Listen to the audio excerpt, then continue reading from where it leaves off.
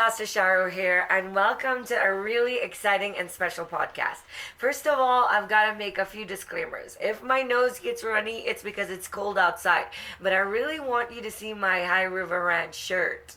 So, I'm wearing a t-shirt out here where it feels like winter, but up here in Colorado, she was just telling me that this feels like summer if it was winter and they'd have shorts and t-shirts on. So this is my friend Claire, Hi. and she has the most marvelous story, a marvelous preacher girl story. So I asked her if she would be so kind to get on this interview. Girls, you're gonna love it, and I'm so excited about what God is doing. Sometimes He takes me on a vacation, and really what He means to do is to get a preacher girl that you might never know to say hello to you and to tell you her story. So let's get right into the interview with my friend Claire. Claire, introduce yourself, tell everybody how old you are, and something about you. I'm Claire. I'm 17 years old, and like she said, I live in the deep mountains in a really tiny town. There's 400 people that live here. There's like 20 in my high school and 2 in my class. Can you believe that? It's so small. I absolutely love the outdoors. I love going on adventures with my family and hiking and just being outside in God's creation. Yay. Well, here's a little bit of a background. Let me show you how God set this up so long ago. So, about 5, almost 6 years ago, I was in Hawaii. And I went there with Pastor Kurt and I and some friends of ours for a small vacation. And Claire and her family were in Hawaii as well. We actually stayed in the same house. We have mutual friends. And she was a little girl. I mean, when she walked in yesterday, which is when we reconnected after 5 years, I didn't even recognize her, but her face has not changed. She still has that little girl face. And I said, no, this can't be. But it was her. And when she told me the story of what God is doing in her life, I knew I had to share it with you. And I knew that it would inspire so many of you, especially those of you that we just got out of retreat and you know that God is calling you and you're so young and you're wondering how God is ever going to get your message out. Well, He has really funny ways of doing what He means to do. So I'm going to just ask Claire a few questions, and her story eventually gets to you. But I want to start here. Tell us where you are in your life and what your plans are. So I'm going into my senior year of high school. It's been kind of up in the air and just praying to God about what He wants me to do with the next year of my life.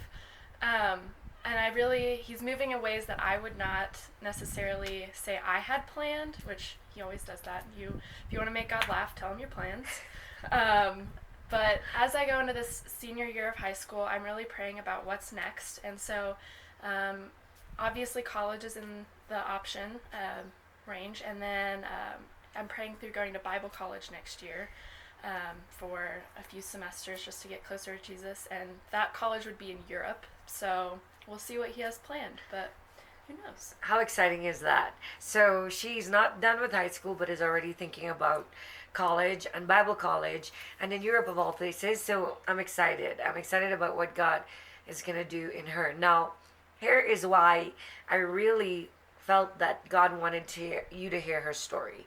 About it, I guess it was a couple years ago. It was last year. It was last year. April of last year. Well, it was in April of last year that something really strange and really frightening happened in Claire's life. I'm going to let her tell you the story, but you would never know by me sitting with her here today that this happened. But what happened to you in April of last year? So I underwent a 6.5-hour brain surgery. I had what you call Chiari malformation.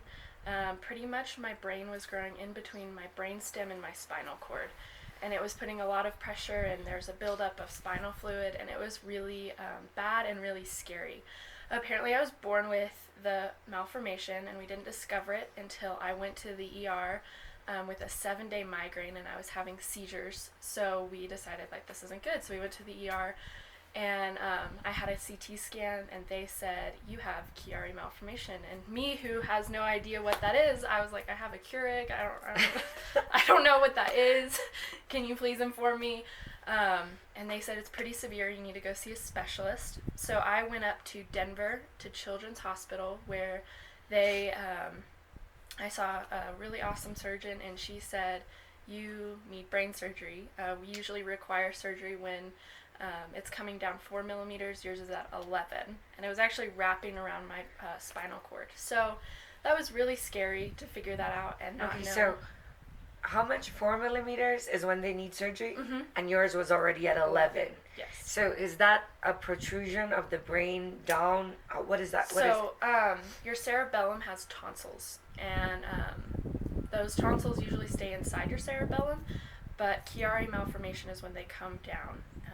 So the surgery is to reduce that and put them back in their place. Okay, so the migraines that you were having was as a result of that and nerve endings and things like that? Yes, and the buildup of the spinal fluid, Okay. and just putting pressure on everything. It's really a miracle that we didn't find it until then because it was so. So did you have headaches and migraines before that? Yes, ma'am. And you thought it was just normal?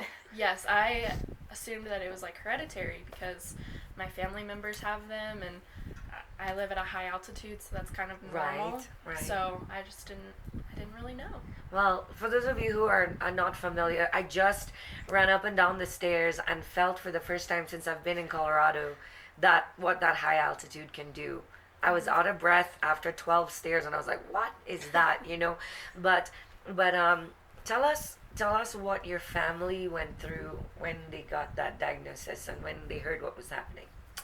So I think it was a mixture of the exhaustion because it was probably at 3 a.m. when we were in the ER and we figured this out. We were all like just watching my family process that and watch me process that. It was very emotional because we're all very close, and it was really hard on all of them, knowing that they were going to have to be strong for me in that period of time as I was going into surgery. But we all really came together, and our church body, our church family came around us, and we all really had to lean on Jesus and his strength in that through prayer and just constant trusting in his goodness, because when you get news about something that's not good, it's really hard to see God in all of that. But once you step back and say, I trust you, what do you want to do with this season? I'm surrendering to you. He really does a lot of beautiful things in that. Okay, so tell us about the surgery itself and what that was about, because you hear brain surgery and most of us don't know what that means, and we'll never, God willing, have to go through that, but she did, and I want to hear about that. So the surgery, like I said earlier, is 6.5 hours long, and I have like a 5-inch scar on the back of my head. They went through the muscles in my neck. They had to break through those, and they opened up my skull, and I still don't have 1.5 inches of my skull. They took that out and put a Duro patch over that when they closed it up, so that if the malformation comes back down, it wouldn't put pressure on my spine and brainstem again. And I don't have 1.5 inches of my skull or half of my C1. Isn't that crazy? Okay, so your mom told me yesterday that you made it to prom. I did. Tell me about that. No, that's crazy. Tell us about that. So I had my heart set on going to prom, which was a week after I had surgery. And me being myself and being stubborn, I was like, I'm gonna go, whether I go in a wheelchair or with my walker, because I had a walker after surgery. How long did they say was recovery gonna be? A year. Okay, a year recovery, but a week after brain surgery, she goes to prom, and what happens? I will not say that I did that all on my own. I had the assistance of some heavy, heavy drugs. So she was drugged up at prom. Yes. But I was there. I was like, I'm going, and I'm gonna dance my heart out. And I stayed for 4 hours. And you danced? I danced. I danced my heart out. Oh my God. I was like, I'm gonna live. So. Well, that's crazy. Well, she did it, but you paid the price for that, didn't you? I did. So not just because of that, but because the surgery was so extensive and so harsh on my body. I was in bed for probably 3 months. I really couldn't do much. I would go out as much as I could, go on short little walks, but it was just really physically draining and exhausting on my body to really do anything. Okay, so a year recovery. It's been, what, a year and a half? About? Yeah, a year and a few months, because it was April last year. It's August. And how do you feel? I feel really good.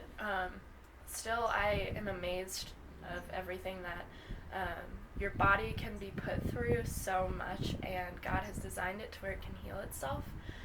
It can be hard and it can be grueling, but it's just beautiful, a beautiful process to watch it be taken apart and then grow back together. And I was diagnosed with chronic migraine, so I still have that. We're still trying to figure out medications and what's working best, because I want to feel like myself and I want to be mentally there, but sometimes medications can really take that out of you and you just not feel like you. Yeah. Now, yesterday you told me something. You said the whole ordeal changed your perspective a little bit. And this is where I wanted you to listen in. So if you're listening, I just want you to lean in, especially if you are at that point where you're coming out of high school, you're in college, and you're trying to figure out where your life is going to go. And, it's really also important for those of us who are in our 40s and 50s, and even after that, those of us who are feeling like it's just another day. She told me something yesterday across the table at dinner, and immediately I just felt the Holy Spirit say, and she's a preacher girl. And it's so weird because, I always say you don't need a wooden pulpit to be a preacher. Your life is a message, and your life is the ministry. And I took my power charm bracelet off, and she's not wearing it. I am wearing it. I was so proud of. And I put it on her hand because the Holy Spirit, I looked down, and those barbells was the ones my eyes fell on. It was the charm that my eyes fell on, and I heard the Spirit of the Lord say that He put strength in those of us that need strength. And I knew it was her charm. I knew it was that, even though she obviously has all the rest as well. And so I slipped that bracelet on her hand, and it looked like it belonged there. So I want her to tell you what she told me, because it made me do a double. It made me think, you know what, you need to quit taking things for granted. So I want her to tell you, just look at them and tell them what you told me. So I think a little bit before surgery, in that time of just praying about what God has for me in that walking into the scariness of surgery, I found myself really rethinking about life. And I think whenever you have, when you're about to go through something hard, like surgery, something that your life is kind of flashing before your eyes, you really kind of start to question all that you hold close to your heart, and it makes you kind of rethink. I think before surgery I was really scared about not being able to live, also because I could die in the surgery, but also I could have been paralyzed or put on a breathing machine for the rest of my life. And that thought was terrifying, because I love life. I love to go on adventures and live and do that all I was created to do and what I was called to do. So I had to really surrender that to God. Like this is kind of a crazy story. Before I found out I had Chiari, literally 2 weeks before, I was in my bed one night with a terrible migraine, and I was asking God, I want more closeness with you. I want to be close to you. And He said, okay, surrender your life to me. Give me everything. I'm going to break your life down. I'm going to tear down those walls and build it up around what I want, so that your life can be centered around me. And 2 weeks later, I found out I needed brain surgery. So I was like, okay, I guess this is for real. So in that surrender, I didn't realize that I would have to literally surrender my life. But I did, and I knew that the moment that my eyes fluttered open in the ICU, that God was not done, that He still had a plan in my life. And so in the moments after surgery, and even now, whether it be a hug from a friend or a late night conversation, or just going and being out in God's creation, I often move to tears, because I'm caught in the act of living. I'm caught doing what I was created to do. I am being the woman that God predestined before time to love people and encourage and be powerful. And I think whenever you go through something hard, you question God's purpose in your life. But just know that He's not done with you, whether or not, no matter what you're doubting about yourself or what you're capable of, because God gives, He doesn't give you more than what you can handle, and he's going to move you to places that you do not know because of your circumstances. I love that. I love that she said she gets caught in the act of living. Isn't that crazy? I want to ask you, how many times do you stop and just say, you know what, I'm living?